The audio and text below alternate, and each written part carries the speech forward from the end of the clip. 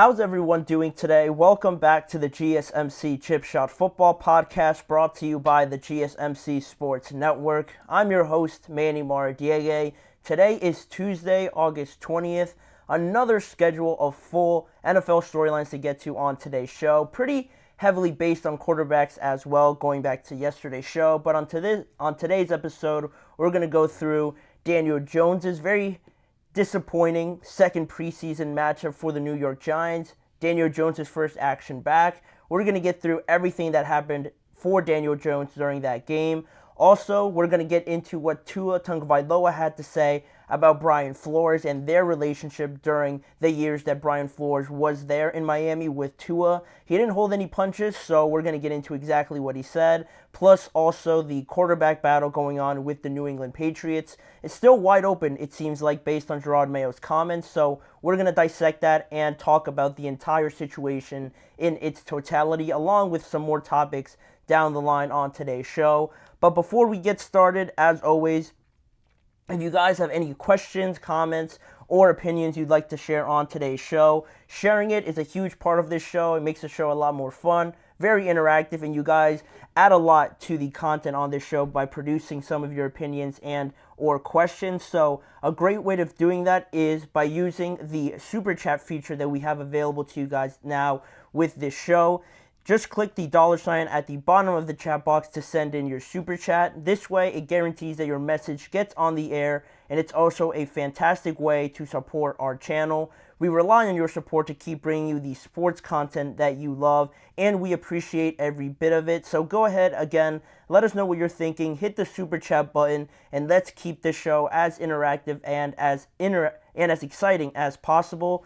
But there's also still that alternative going back to previous shows. If you'd prefer to use the tip and donations link, gsmcpodcast.net, you can still tip, donate, and leave a comment or question there as well. We couldn't do what we do on this show without your amazing support, and we're so thankful to have you guys as part of our community. Again, hit that super chat button on this episode to give your guys' question, opinion, or any comments that you'd like to share throughout this episode.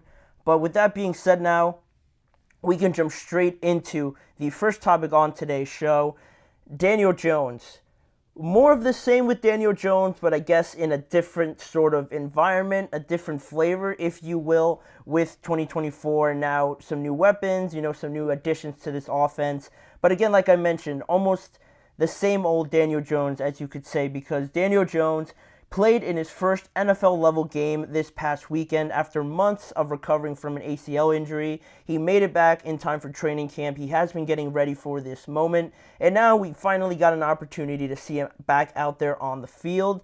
And with him obviously being the starting quarterback for the Giants, we had the starters for the Giants out there as well as the starting defense for the Houston Texans, who they played at NRG Stadium. And as you can imagine, as I'm sure most of you guys saw, it went as bad as it probably could have for Daniel Jones and this offense. And I'm going to run through the series of events that really made up this entire performance, and then we're going to talk about it a little bit more in depth after I go through it. So as soon as the game started, Daniel Jones obviously out there. He had almost his first pass of the entire game almost picked off by Derek Stingley on a quick outside throw. I forget who the receiver was. It might have been Malik Neighbors, but regardless, pretty predictable throw. Derek Stingley almost jumps it, but he drops it overall, so they've dodged the bullet there. Then you continue on. Nothing happens in that series. Then they come back out for their second drive of the game. Good field position for the Houston Texans defense. They back up the Giants into their own end zone, and the most famous play you'll see, the most, rerun play, I guess you could say, of the entire offseason, something that's been talked about already so much just before I've even gotten the chance to mention it, is that interception that Daniel Jones threw backed up into his own end zone, falling down with a guy all over him. Instead of throwing it out of bounds, he tries to, I guess, throw it to the receiver. Questionable whether or not he was trying to actually throw it out of bounds. Maybe he got hit and it took some of the weight off of the throw, but regardless, it should have been a better decision made there by Daniel Jones. He throws it anyway in the direction of Jalen Petrie. He intercepts it and basically walks into the end zone 5 yards away. And the Houston Texans scored that way. So, awful decision. I'm going to get more into that once we go later on into this segment. But that was the second series. And then following that, the Giants get the ball back and everything.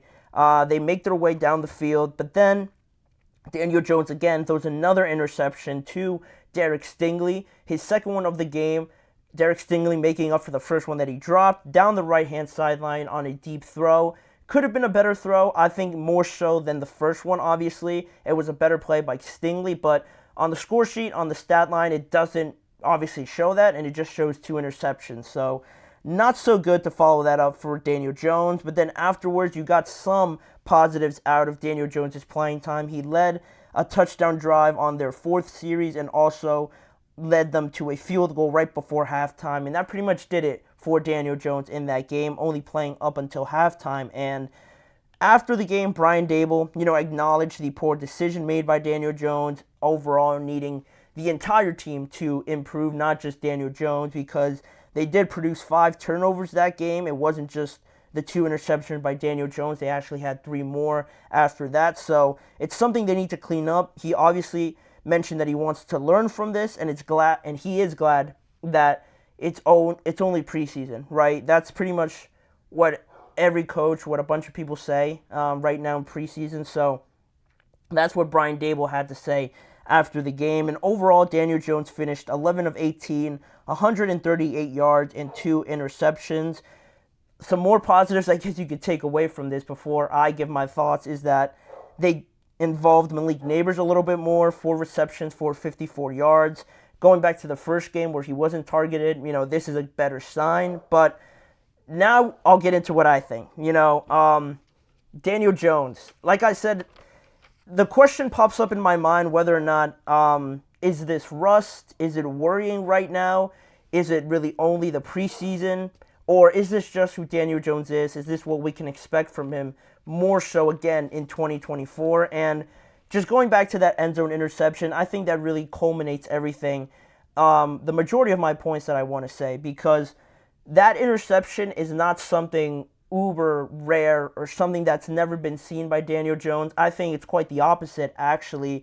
New York Giants fans will tell you that more often than not, those sort of plays happen with Daniel Jones, those bad decision makings, telegraphing the pass and making it really easy for defenses to read him. The turnover issues have always been a problem for Daniel Jones. So I think if you took like a lie detector test and asked the Giants fans if that was surprising to them to an extent to see an interception like that, most of them would say that it's almost to be expected with Daniel Jones. And that's the problem right there. Not only that it becomes expected, but that it's a consistent thing now. It's almost like a habit, and that's the last thing you want to happen with your starting quarterback, especially with all the context around Daniel Jones. We don't have to go back into that, and the contract they gave him, Saquon and everything like that, that's already written. There's nothing they can do about it. But now, with so much pressure on Daniel Jones heading into 2024, everyone, maybe they're not excited to see him back out there, but you're interested to see that, all right, 2024 is a big year. Everything that happened already happened, so let's go out there and see if Daniel Jones can outperform again and maybe go back to 2022 when he surprised everybody by performing great. But then you see something like that, and it's super disappointing because with Daniel Jones, the biggest thing about him is, the biggest thing with any quarterback is if you're going to throw interceptions, and especially if they're ugly interceptions like that, ideally, you'd want the good things that quarterback brings you to outweigh the interceptions, maybe the turnovers and things like that. Because if you're going out there and scoring 30 points per game and you're throwing about an interception and a half per game or throughout the season, it could almost be, just ignored to an extent because you're putting up so many points. But with Daniel Jones, you don't really get that at all, honestly. And the goods that you see from Daniel Jones just really don't outweigh all the negatives that you get from him and that have become a habit, essentially, like I mentioned before. So, it's something that unfortunately I think the Giants are sort of stuck with right now.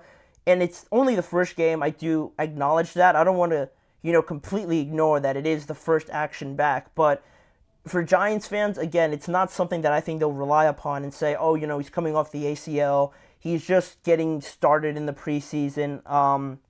He's coming back from injury, all that sort of stuff.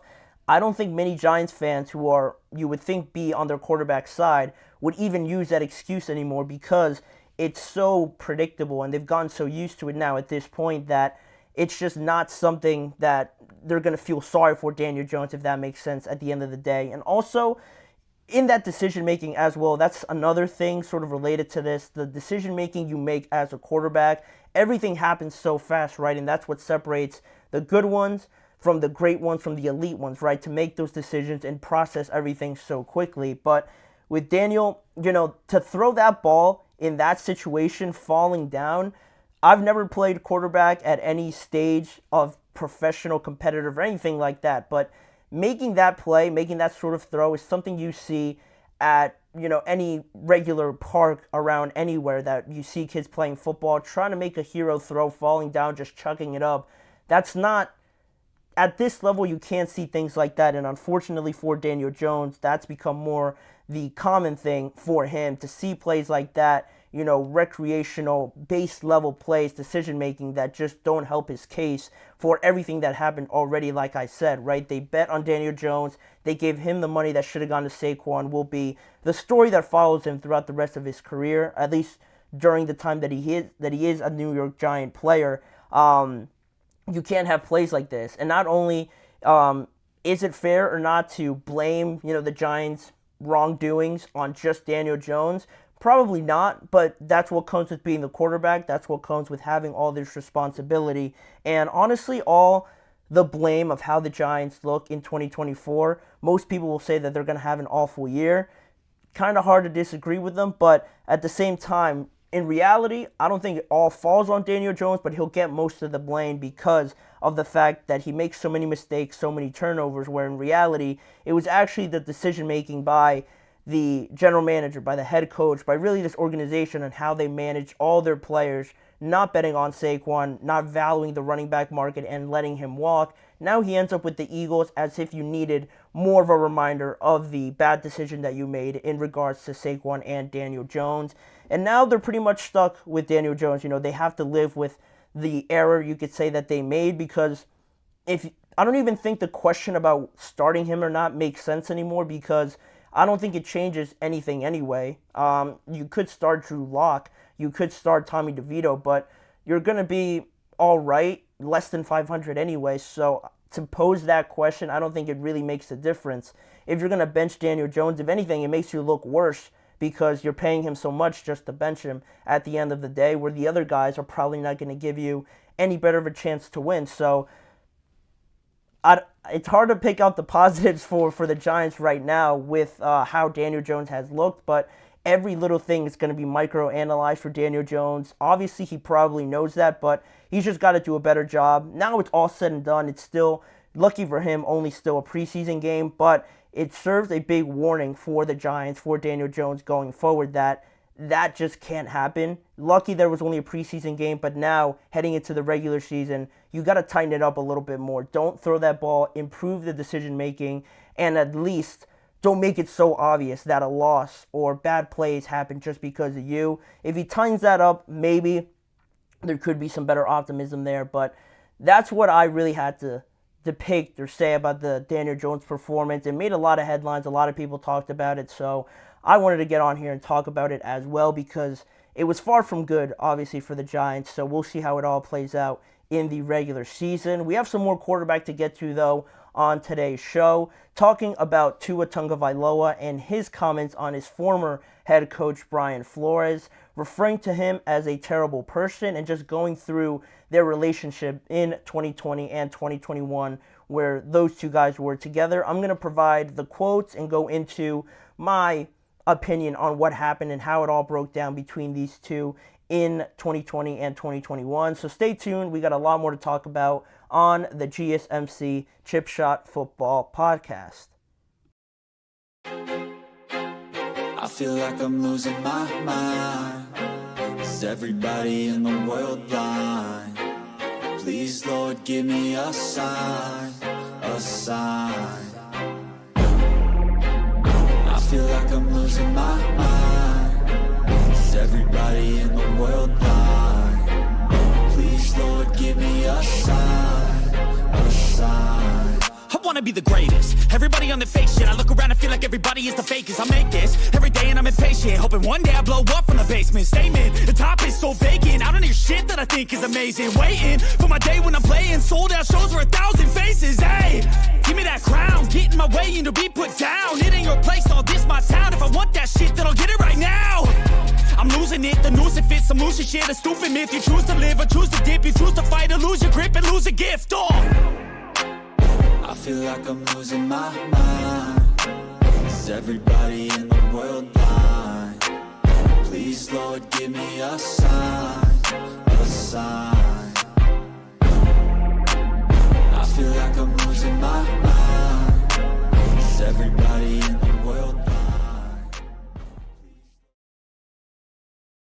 We are back here on the GSMC Chip Shot Football Podcast to continue talking about some more quarterback stories around the NFL. This time, bringing up the harsh, very real comments that Tua Tagovailoa made about his former head coach, Brian Flores. And before we get into the quote, let's go through some of the history of what broke down between these two guys to maybe get a better understanding of why Tua had these words to say about Brian Flores. So, to start off, Tua was drafted in 2020. At that time, Brian Flores was the head coach of the Miami Dolphins. And like it usually happens for rookie quarterbacks, Tua didn't start right away. You get, used to that. That's something that's not abnormal, especially with Tua coming in and the injury concerns. Not too big of a surprise that he was on the bench to start right, especially with Ryan Fitzpatrick during that time also being on the roster. He was looked upon as a very solid quarterback to at least have on your team to get by, to give you the results when needed. He's not going to lose too many games for you, so they had that going for them for the start of that 2020 season, and it wasn't until halfway through that season that Tua started to become more of a prominent name. He actually started in some games halfway through the year over Ryan Fitzpatrick, and you would think that that was the opportunity, right, for Tua to take the job and run with it for the second half of the year, but it didn't happen like that. It actually went as bad as it could have, like I always mention, because Brian Flores actually benched Tua twice during the 2020 season, and, instead of riding out through some of the problems, through some of the obstacles that they ran into, Brian Flores benched them twice, brought in Ryan Fitzpatrick again, and right away, not a great start to Tua. Like I said before, it's not ideal. That's almost like my worst nightmare with a rookie quarterback or just any new quarterback, to start the new guy, give him an opportunity, and then just shock his confidence right away by benching him. Not only once is bad enough, but twice like Brian Flores did. Right away, the relationship isn't off to a good start, and then you follow that up in 2020, which was an odd year as well because you had the Miami Dolphins and especially Brian Flores really trying to go out and try their hand at attaining Deshaun Watson in that offseason. They were one of the major contenders, and they made it pretty obvious that they really wanted to go out and get Deshaun Watson in favor of Tua just after 1 year of drafting him. And already, not only did you bench Tua twice, did the organization almost not show full faith in the 5th overall selection that they drafted just a year ago. They were ready to move on from him right away, trade him potentially for Deshaun Watson, and obviously that didn't end up happening, so now you're left in a very awkward situation because the quarterback now knows that you were ready to give up on him. You drafted him very high, and now you didn't get the other guy that you wanted, so you're stuck with this quarterback after shocking his confidence and really not believing in him to the full extent. And all of that broke down and ended up with Brian Flores being fired after the 2021 season. Mike McDaniel comes in after a season or two with Tua. After this past year, you see the level that Tua Tagovailoa has reached under Mike McDaniel, having a Pro Bowl level season. And now, so many months, so many years actually removed from those events, Tua appeared on the Dan Le Batard show recently and was asked about the differences between Brian Flores and Mike McDaniel. And that's where he didn't really hold any punches. He didn't hold anything back in explaining it in the way that he did in this quote.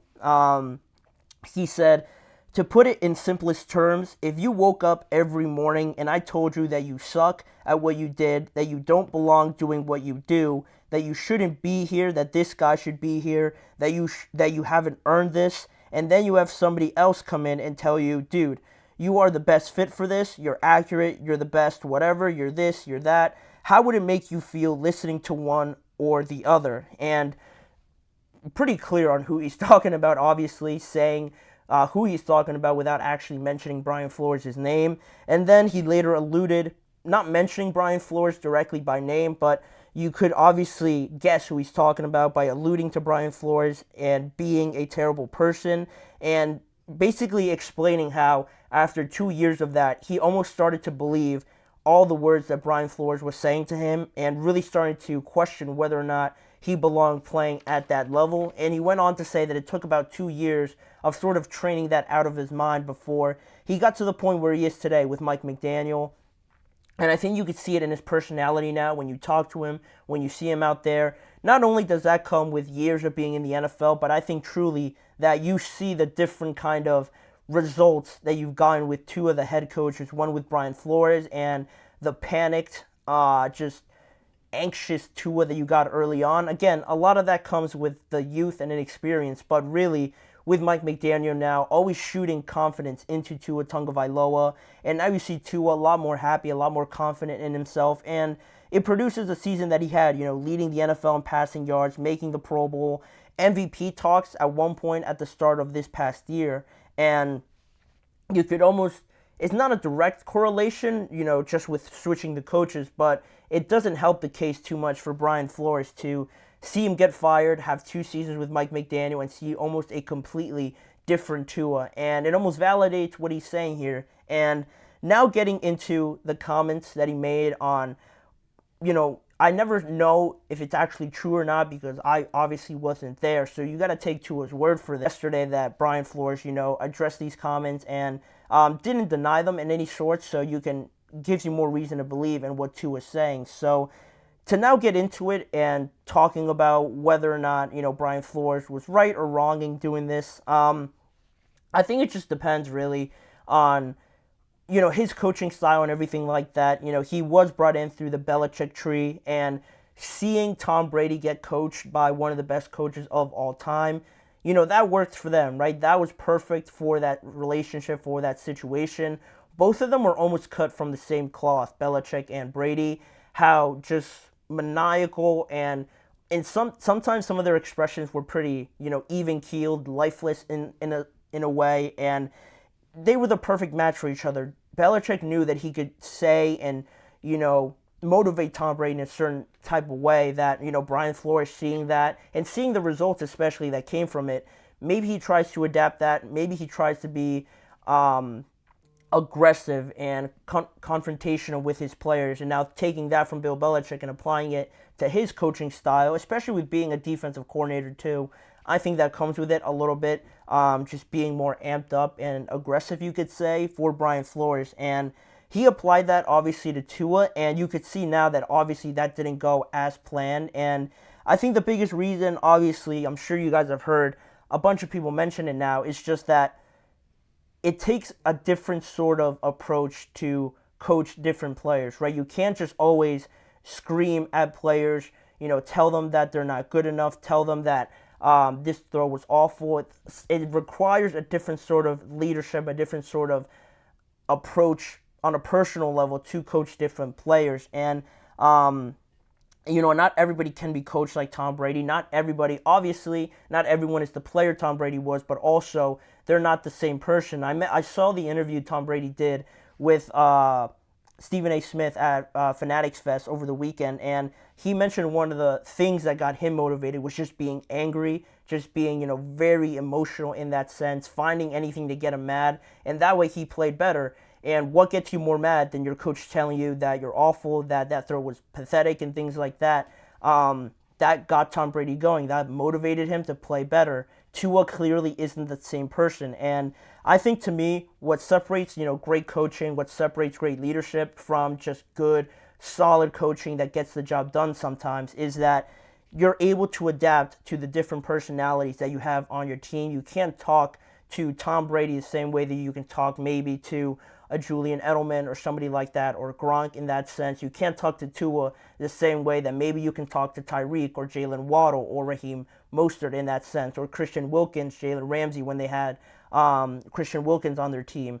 It requires a different sort of personal approach to get these guys to all buy in. And that's, again, what separates the all-time Hall of Fame coaches from really good ones. And obviously, it might not have applied to Bill Belichick. I don't know exactly how he talked to other guys, but when you have one of the best quarterbacks at all times, sometimes that is able to mask your maybe inability to connect with other guys in different sort of ways. But nowadays, when you don't have the GOAT as your quarterback, obviously, you have to take different approaches to coach these guys, and not everybody can be approached or talked to in the same way that Tom Brady can. And obviously, Brian Flores, getting his first, cracks at it as a head coach, you can't fully, just go full in on him and say that he was completely wrong. Like, how could you do this sort of thing to Tua? But that's just how, like I mentioned before, how he saw it happen, how he saw it develop into great results.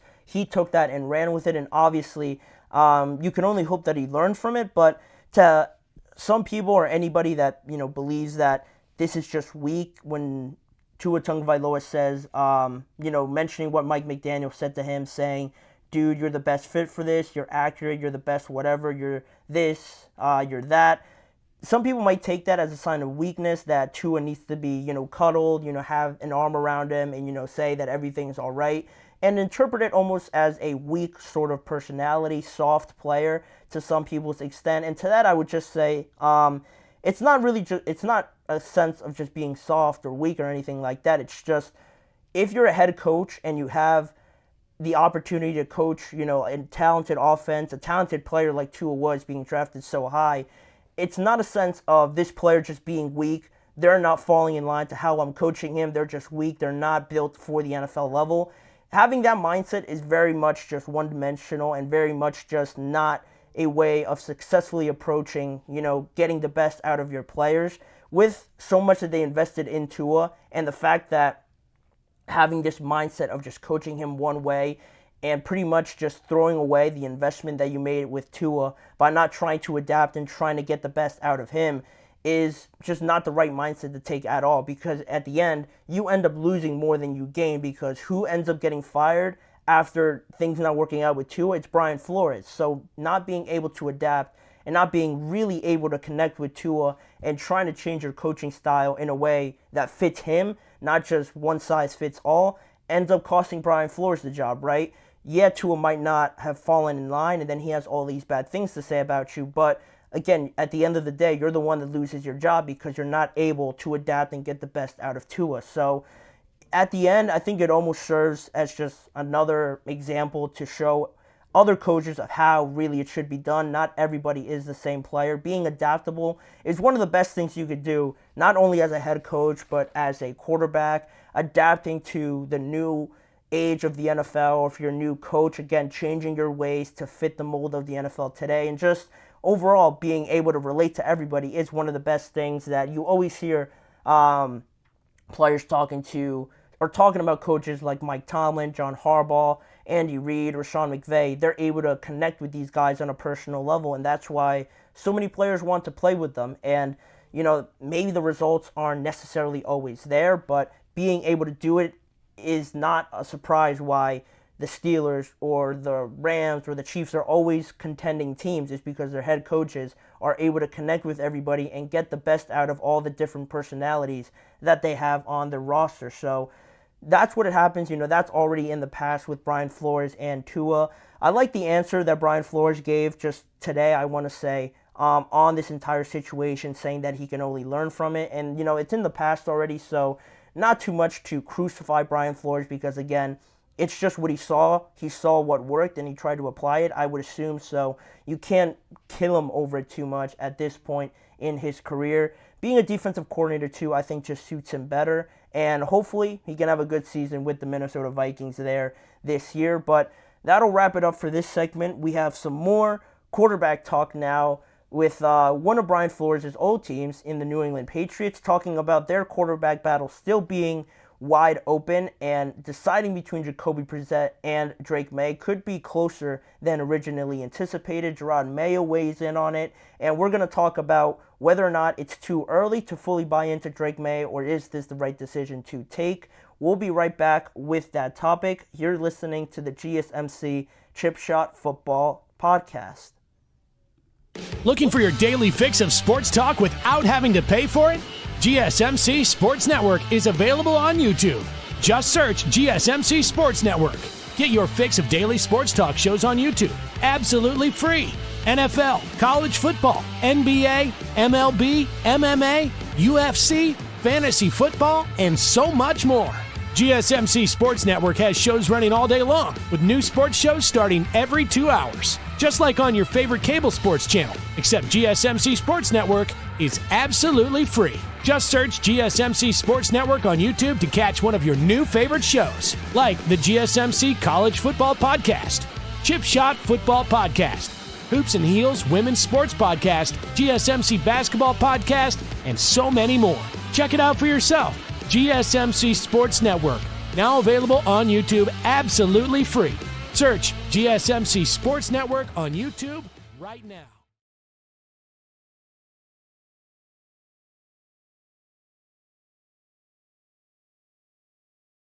Jumping right back into the action here on the show, some more quarterback discussions back on the Patriots and deciding what's going to happen with their quarterback battle, because Drake May made his full debut last Thursday against the Philadelphia Eagles, and after only playing one drive in his first game, we finally got a good look of what Drake May could provide as an eventual starter for the New England Patriots. He finished that game 6 of 11, 447 yards and a rushing touchdown. He didn't play, lights out by any means, but he was very efficient. He had some exciting plays, made some good throws as well, and he got himself a touchdown. So already pretty exciting coming off that first game, like I mentioned. A lot of people were left disappointed with not seeing him, so now getting to see him more, getting more playing time in this second preseason game, I think serves him very well, and it almost paid off everything that he has been doing in training camp and whatnot and things like that.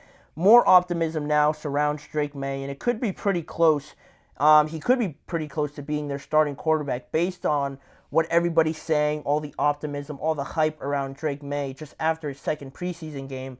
And now everyone's starting to bring up the question, could he or should he start right away for the New England Patriots? And Gerard Mayo brought up last week how after the game, how it's all about earning your role on his roster, on his team that he is now the head coach of. So he mentioned that if Drake May plays better overall in his estimation and his evaluation of both quarterbacks, he will end up starting. That is how Gerard Mayo was approaching this. And initially at the start, I think I remember back to the spring where Gerard Mayo made a comment on this, saying that at that point in time in the spring, it was, Jacoby Brissett's job at that point. After the spring, he said if you were to ask him who the starting quarterback was, it was ultimately Jacoby Brissett at that time. But now, obviously, things change. Drake May's gotten a chance to go out there, play against NFL-level competition, and he surprised a lot of people. You heard about it in training camp. You were left impressed with it,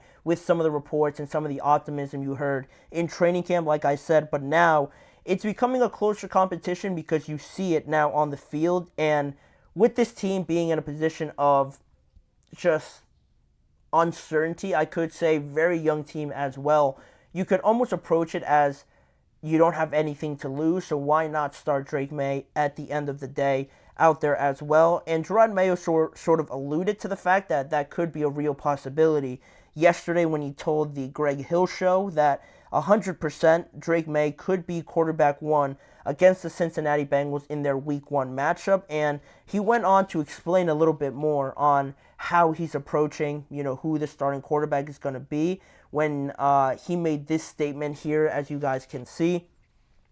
He said, "We're still in training camp. We still have our preseason game against Washington. And once again, we don't have a starting quarterback right now.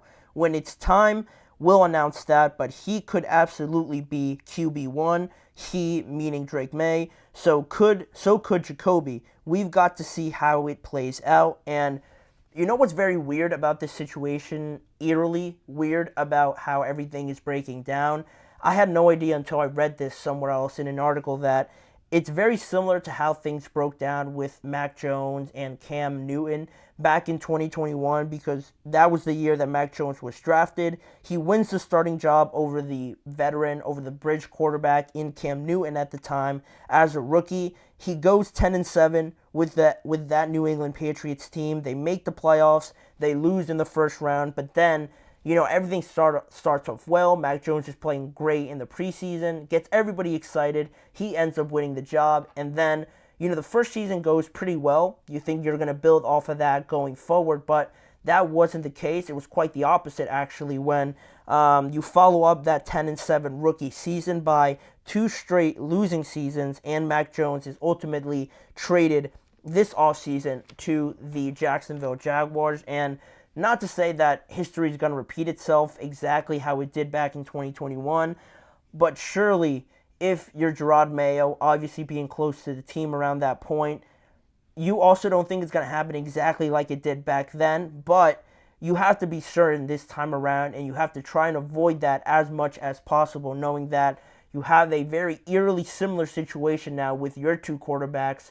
Let's make sure that Drake May is put in a position, most of all, to go out there and not have his confidence be shot down right away by making some mistakes, playing against starting level, elite level NFL competition. And then it almost turns out like Tua. We just finished talking about Tua and how bad his rookie season went, being benched twice in that year. That's the last thing you want, to absolutely just shoot down the confidence of your rookie so early on. They have to make sure that Drake May is in that pole position, funny enough, like Mike Tomlin says with Russell Wilson, to make sure that he is your starting quarterback and that you feel confident enough in him to lead you to good results. And not only that, but psychologically, mentally, knowing that Drake May is going to be able to take a bunch of hits, take a bunch of punches to his mouth right away in the NFL, and know that he's going to get back up, learn from it, not be rattled by it at all, and keep trudging forward in that sense. And especially with Gerard Mayo being a former player for this organization and spending time watching and learning as much as you can from the GOAT in Tom Brady, you have that player-like experience already, and how that situation with Tom and everything that was run in that Patriots organization, you got a taste of that. So not only am I expecting them to make the right decision here, but also having that expertise, that experience in your pocket, I think should serve them as, a service to approach the situation in the best way possible, because they've been in those locker rooms, they've been in those situations with a young quarterback. They know how it all could play out in a good way and also in a negative way. So I'm expecting them to make the right choice here, assuming that they're going to make the right choice based on everything that they've seen already through training camp, but also from a player side, as Gerard Mayo was also a former player. But to me, talking about who I would start and whether or not it's too early to start Drake May at this point in time, I would say it is a little bit too early. I would say, to me, I just always err on the side of caution with these situations, with rookie quarterbacks, with just, in my experience as a Steelers fan, seeing Justin Fields and Russell Wilson, I would side with starting the veteran just right off the bat, because you don't know, really, you could, as much as I just mentioned, the expertise, the experience that Gerard Mayo has as a former player, learning in those situations with this Patriots organization, you don't really 100% know how Drake May is going to react on a personal level, mentally, psychologically. You can be about 80% sure, 90% sure, maybe even at some times, but again, that other 10%, that other 20%, you don't really know. The only one that really knows that is Drake May. So for me, I would err on the side of caution, and still, we're only 2 preseason games in, pretty much only 1 for Drake May, having played only in this second one. We're still waiting for this 3rd preseason game. I'm sure we're going to see a lot of Drake May in that game as well, but I don't want to rush into this situation again, especially with the Patriots and where they are in their development, in their trajectory on getting back to being a competitive team. I just don't see this being a situation where the positives outweigh the negatives, because even if Drake May, kills it in his third preseason game, he does win the starting job. He has Jacoby Brissett in his ear, learning from him and whatnot. At the end of the day, I think even with all of that potentially being the case, and if he does play decent in his first season in the NFL, I don't feel like it's going to be enough to take this Patriots team to really a contending level team in just their division, but forget about the conference and everything like that. I don't think it's going to be enough because of the surrounding pieces around the quarterback position. So to me, you have almost more to lose than more to gain in this situation with Drake May. Starting him right away, again, just doesn't move the needle too much for me and how I feel about the Patriots overall as a team. So to me, knowing that, approaching this season with that mindset that we're going to take a bunch of punches, we're going to be knocked down a lot, we're going to be kicked, we're going to be beaten down a lot in these games, potentially playing some of the better teams in the NFL, but all we have to do is just get up, learn from it, take our hits, lick our wounds, and then just move on into the next week and go on learning week by week and how we can get better that way. To me, starting Drake May, again, just doesn't move the needle too much for me, and Drake May is certainly turning heads already, not only in this preseason game, but in training camp. He's getting more reps with the starting offense, but I think right now the negatives outweigh the positives here because of the roster that the Patriots have, and compared to Mac Jones are already being similar in this situation. Back then, there was more veterans on the team, and this year with this Patriots team, there's a lot of young players, a lot of players that need to be led in the right direction. So to me, having a rookie quarterback in there, they still have a lot to learn, not only just on the field, but in terms of being leaders, being generals in that sense, and being an influence in the locker room to throw that all on Drake May right away and carry that pressure on and off the field isn't too beneficial for me. I'd rather have Jacoby Brissett, be that veteran in there, know what to do, know how to be a professional with this young team compared to that 2021 team where there was more veterans on it. I think it's better suited for a veteran to come in here, bring this team along, have them all learn together, along with Drake May, learn what it takes to be a leader on the field and off the field. And that way, maybe at some point you do end up starting Drake May, but at least it's not in a spot where right off the bat you're expected to get results, because that's what fans and everybody wants to see. With a young quarterback, there's excitement. You think you have a chance now, but then when you don't, you feel like you let a lot of people down, and that could really damage a rookie quarterback's psyche. So to me, I think it's a little too early. I would give it maybe at least 2 weeks or 3 weeks, and only if Jacoby Brissett is absolutely terrible, I would give it 2 to 3 weeks. But then if he's doing all right, you're sort of competitive, I would carry it as much as I can before I really commit to Drake May and just throw him out there, see how it goes. I think Jacoby right now is in a better situation for all those reasons that I mentioned. So that's how I feel about it. Let me know what you guys think on who should be the starting quarterback for the New England Patriots in 2024. But with that being said, we're going to go to another break. When we return, we're going to talk about the entire rookie quarterback class again from yesterday's show and how we could potentially see 4 rookie quarterbacks become the starters in week 1. They could be on the verge of making history with the amount of rookie quarterbacks starting. We're going to get into all of that and how this quarterback class too compares to that 2020 class that was very successful as well. So stick around. That is coming up right after the break.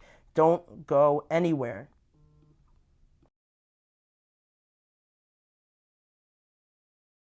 For the best and latest podcasts available anywhere, go to the podcast app on your cell phone and type in GSMC to access free content-rich podcasts on health and wellness, book reviews, sports, entertainment, relationships, social media, movies, technology, finance, and even weird news. Subscribe and download the GSMC Podcast Network's family of shows, available everywhere podcasts are found.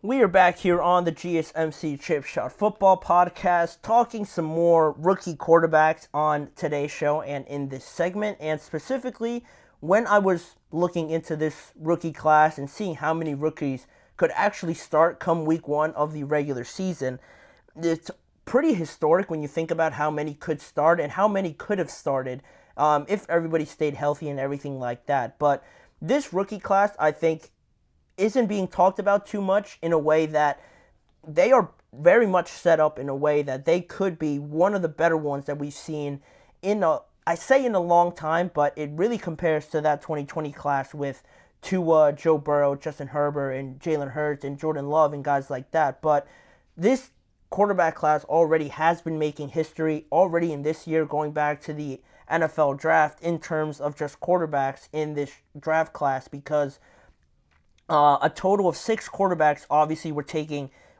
in that first round, which ties the NFL record for the most amount of quarterbacks taken in just the first round. It ties the 1983 rookie quarterback class that included Dan Marino, John Elway, and Jim Kelly, etc., etc. And not only does it tie that very impressive quarterback class, but also with 6 quarterbacks taken, 6 of them were taken within the first 12 picks of this year's draft, which is the fastest in NFL history that many have been taken in just the first round. You go back to that 1983 class, and 6 of them were taken in 27 picks, and this year, 6 of them were taken in just 12 picks. So it marks the fastest amount of time that amount of quarterbacks were taken in the first round. And just right now, where we are in the offseason since the NFL draft happened, and now where we are right now, after the second week of preseason, looking and comparing this rookie quarterback class to others along the way,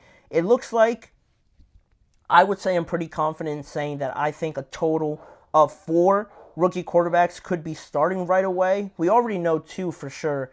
Caleb Williams and Jaden Daniels are guarantees. They have been named the starters. And then you look at guys like Drake May, who we just finished talking about, having a good chance of becoming the starter if that's the way the Patriots want to go. And also Bo Nix. After both of them built great momentum after the second week of preseason, Bo Nix stacking back-to-back good performances, Drake May having his first real debut and performing very well.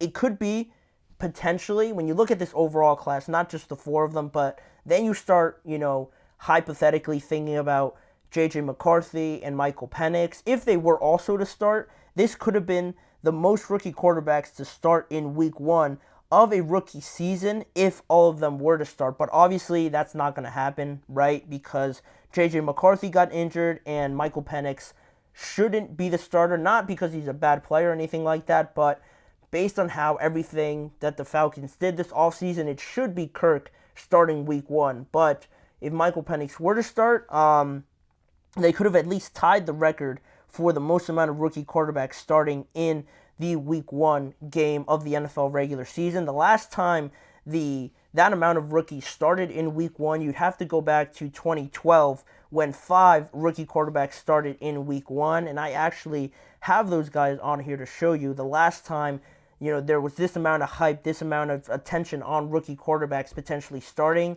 Back to that 2012 class, you look at guys like Robert Griffin III, who started right away. Andrew Luck started right away. Ryan Tannehill, another one in that class. Russell Wilson, Brandon Weeden. All 5 of these guys make up the rookie quarterback class that made up the most amount of these rookies to start ever in an NFL Week 1 regular season game. 5 is the most amount, is the highest amount that have started, and it makes up these 5 guys.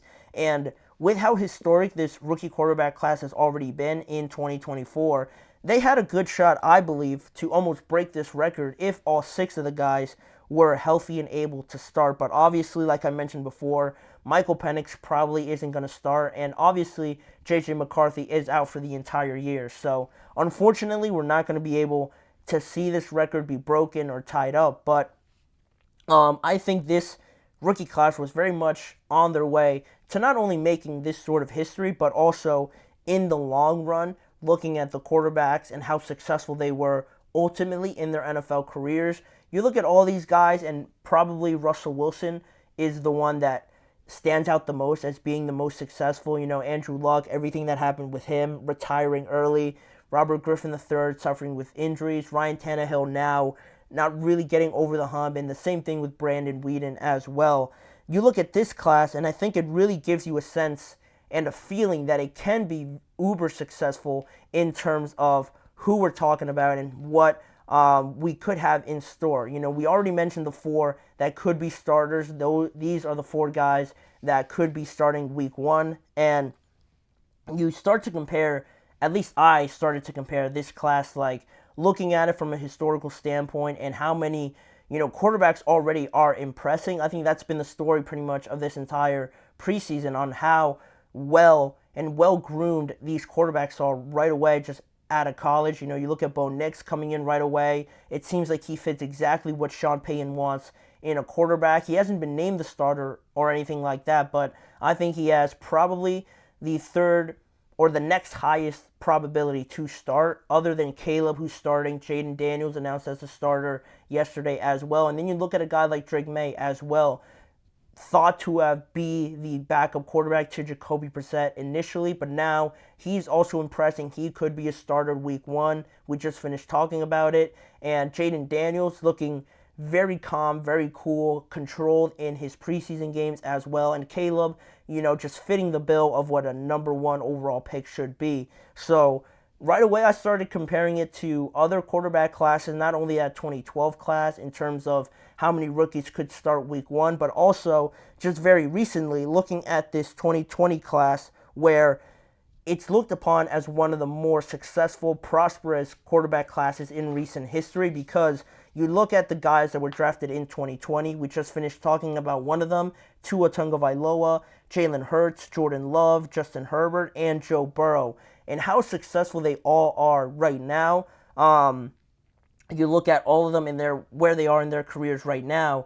You look at all of them and how they've all been extended to massive deals. They've accounted for $1.2 billion in extended new contract money. So Justin Herbert, very successful, the face of the Chargers. Jordan Love, now the face of the Green Bay Packers. Tua, pretty much the face of the Miami Dolphins after they gave him that extension. Jalen Hurts, the same thing. That offense is basically built around his skill set. And then you have Joe Burrow as well, the face of the Cincinnati Bengals. And those guys are pretty much set up to be, overall in terms of a class, a very successful draft class. And not only that, but now you look at it and compare it to this rookie draft class, and there could be 4 starters in this draft class, like I mentioned. But in 2020, with how successful they were, only Joe Burrow started right off the bat. So already there, it seems like just from that comparison alone that this draft class is really set up to be one of the better ones, especially because I think it was needed to have a rookie quarterback class like this, because you look at who was drafted in 2021 and then in 2022, not looking too great right now. Obviously, drafting guys like Trevor Lawrence in that time, Kenny Pickett, Malik Willis was in one of those 2 draft classes, Justin Fields, Trey Lance, and things like that. It hasn't panned out for a lot of those quarterbacks in 2021 and in 2022. And then you look at 2023 and you have CJ Stroud basically being the most successful one out of the group, producing the best rookie year statistically in NFL history. So you kind of got it back to a level of a lot of success and prosperous, production from CJ. But in terms of an entire class, I think this one is set up very much in a great way to produce a lot of great quarterbacks and good quality starting quarterbacks for the foreseeable future. And not only that, in terms of just comparing it to that 2020 class, you could almost say that there are more expectations out of this one, almost like this rookie quarterback class was expected to see a lot of results right away, because you look at the makeup of each quarterback and what sort of their narrative is heading into the NFL. You look at Caleb being that first overall pick, looked upon as that generational talent, much like Joe Burrow was. Then you look at Jaden Daniels. He won the Heisman right away, so already considered the best quarterback in college football by winning that award. Then you look at a guy like J.J. McCarthy, won the national championship, so right away thought of as a great leader, a great quarterback to lead his team to that national championship.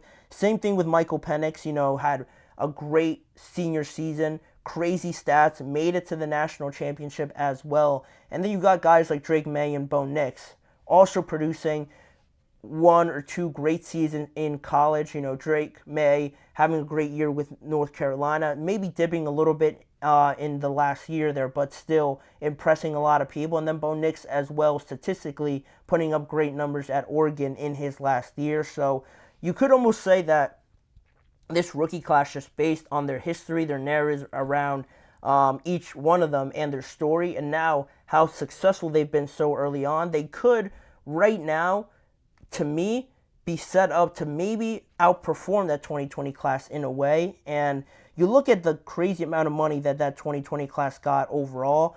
All these guys, I believe, could be the next line of quarterbacks to get this contract, or get these contracts, I should say, and be paid as they should as the face of their franchises. But obviously we're a long way away from that, and I just thought it was interesting to bring that up now, and how, crazy it is that this quarterback class, and how, looking at projections and predicting and trajectories and all that sort of stuff, how close they are, and how initially looked upon as this class as being one of the more successful ones just right away without even having touched the regular season. All of them have been making a good case for themselves, and now, obviously, like the media does, looking forward and projecting and predicting things like this. I thought it was super fascinating to look at it and see how they compare to 2020, and how much the NFL really needed, I think, a quarterback class like this, because after falling short of it in the last few years, having this influx of talent, I think, is great for the NFL.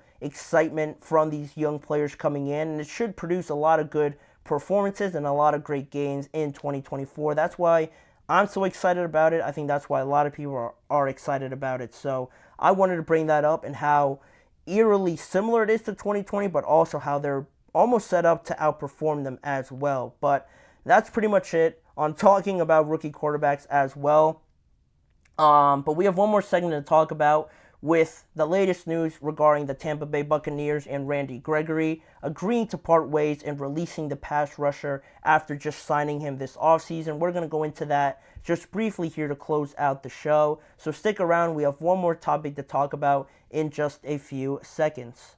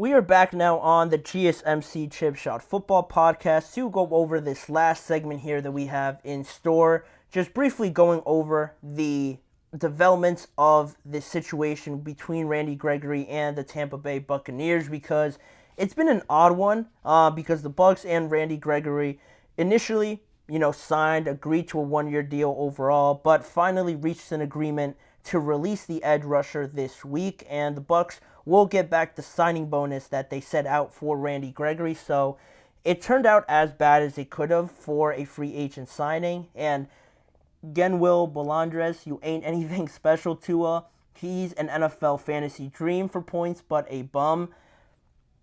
It is what it is, I think, with Tua. I think it's very polarizing with Tua.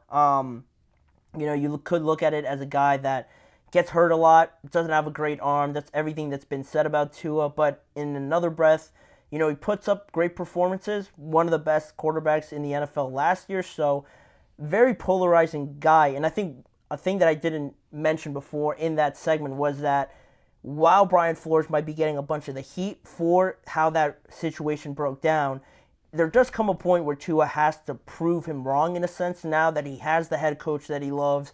He produced a great year.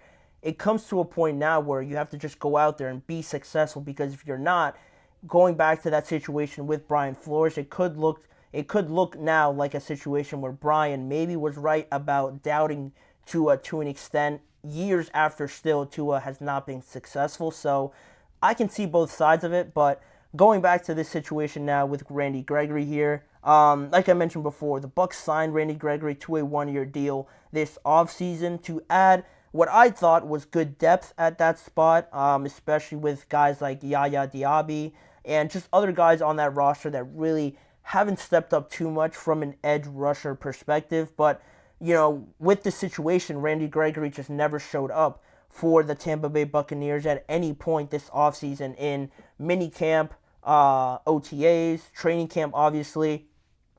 He was not present at all whatsoever for the Buccaneers, and he exceeded $1 million in fines on Saturday, when it was the last time that those fines started coming in for Randy Gregory. So, exceeding that much in fines is, crazy, ridiculous, and really one of the biggest things about this situation and how odd it was that a big thing that the Bucs mentioned was that they never really knew why Randy Gregory failed to show up, because it wasn't a case of getting a contract or getting an extension or anything like that, similar to Hassan Reddick.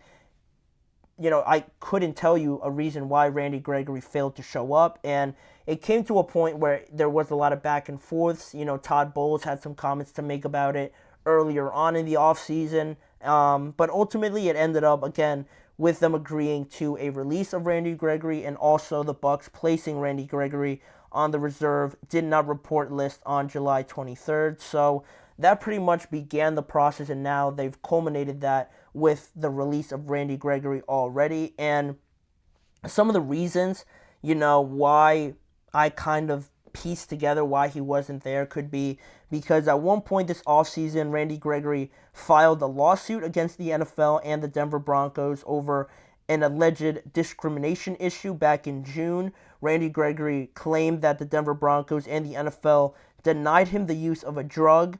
I'm not going to try and pronounce it. You guys can look it up, but I'm going to butcher it. Pretty much a drug prescribed to him by a doctor to treat social anxiety disorder and PTS, and potentially dealing with that played a part in him not being able to show up for the Tampa Bay Buccaneers. That's as good of a reason as to why, again, he wouldn't show up. But, that was with the Denver Broncos and with the NFL, not really with the Bucs. So, again, it's just confusing. The Bucs and Todd Bowles have both said that they don't really know why he showed up. And Todd Bowles actually spoke on this and how it all ended up, just resulting in nothing, getting nothing out of Randy Gregory.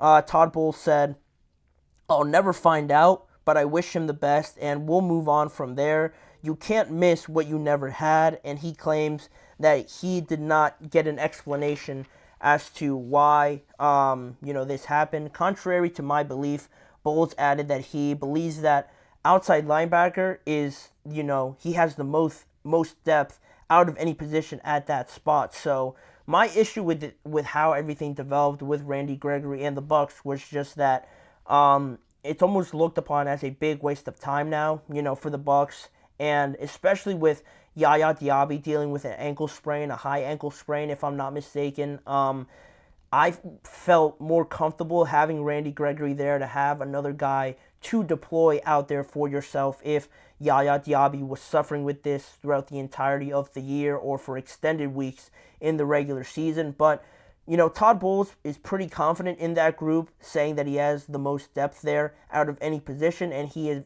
very comfortable with the players that they already have. So that's not what I thought. That's not what I believe, but, Todd Bowles would obviously know more than what I know, being in there around those guys each and every day.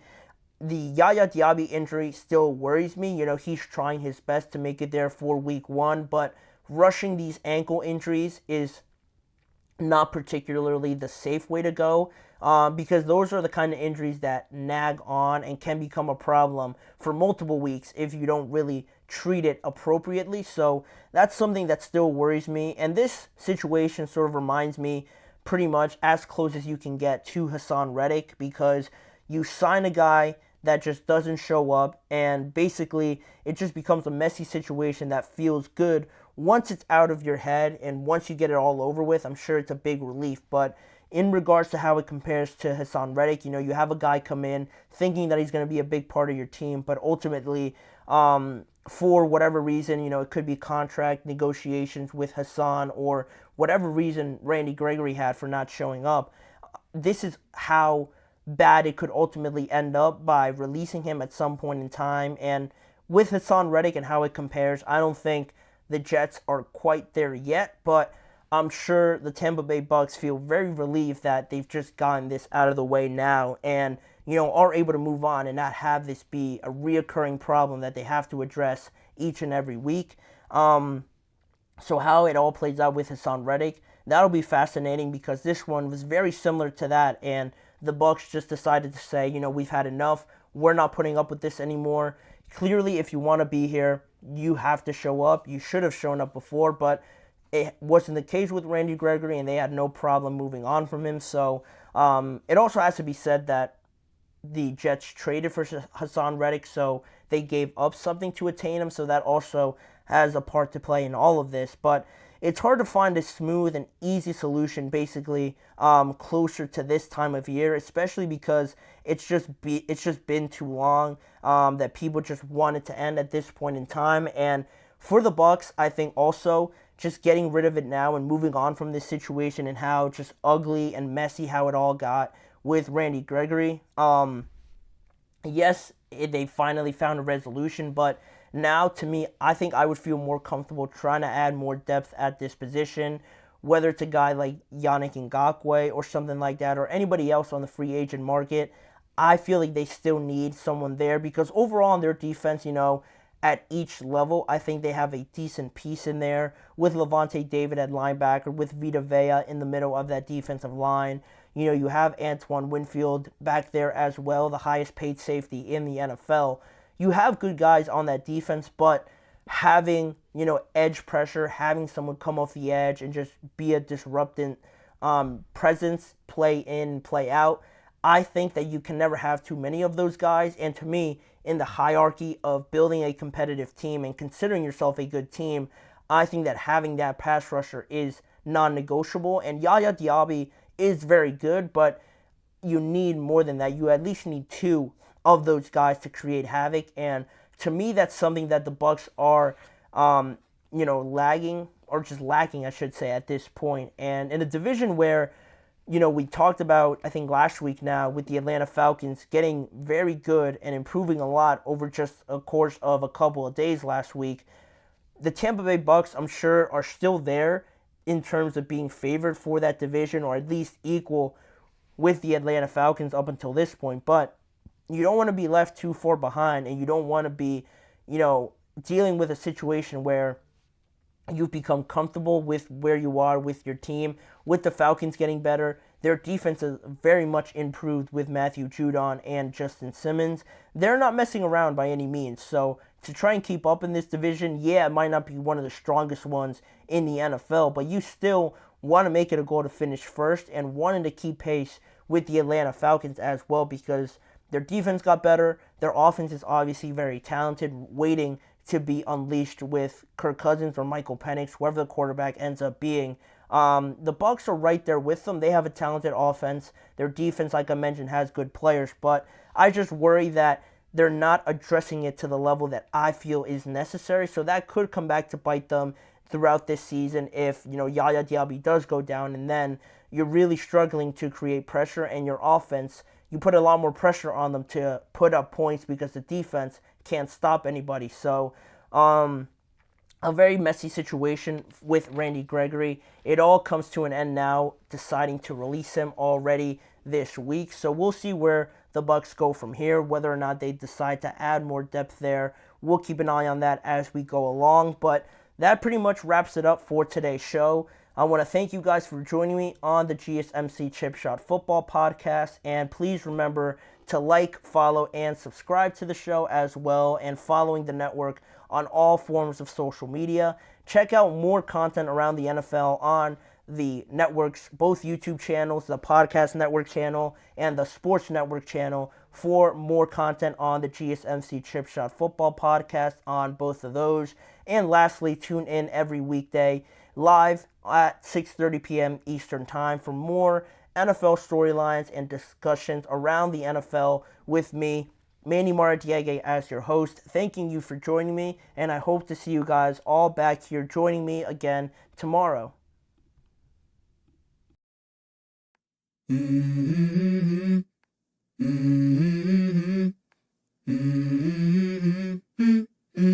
Let's go. I wake up to a little bit of drool on my pillow, feel like it's gonna be a bad day. Yeah, I'm tired of shit, and the coffee ain't hit yet, damn, ain't that great.